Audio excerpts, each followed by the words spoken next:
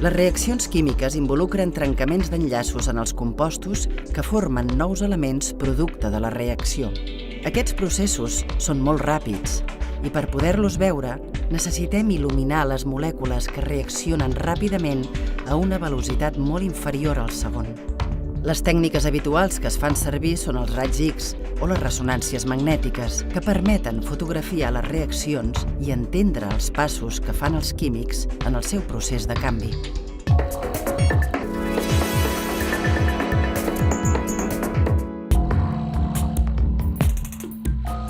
Yo de pequeña no quería ser Marie Curie.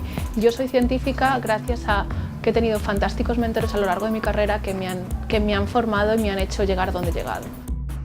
Mònica Pérez Temprano és la química més jove amb el seu propi grup de recerca. Lidera el laboratori que porta el seu nom a l'Institut Català d'Investigació Química. De vegades els científics no saben per què una reacció química no funciona i esbrinar-ne el motiu és el primer pas per posar-hi remei. Fotografiar les reaccions químiques en cada pas del seu procés permet entendre com es desenvolupa la reacció.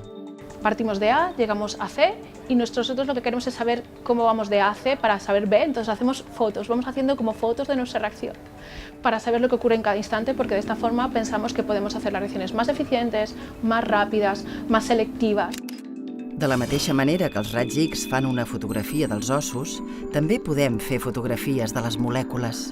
Científiques com la Mònica utilitzen la química fotogràfica per estudiar compostos que siguin més sostenibles per al medi ambient.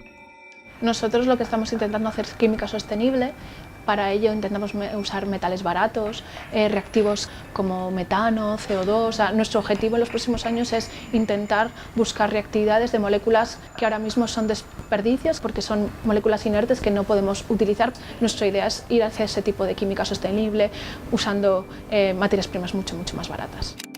En els pròxims 5 anys, i gràcies a la fotografia química, es podrien començar a veure els primers resultats, però encara s'ha d'avançar en les tècniques que s'utilitzen per aconseguir les imatges. El problema es que nuestras reacciones son muy inestables, tenemos que trabajar a temperaturas muy bajas. Trabajamos en atmósfera inerte, eso significa que no podemos trabajar al aire o con oxígeno, tenemos que trabajar con nitrógeno o con argón. No es una química fácil.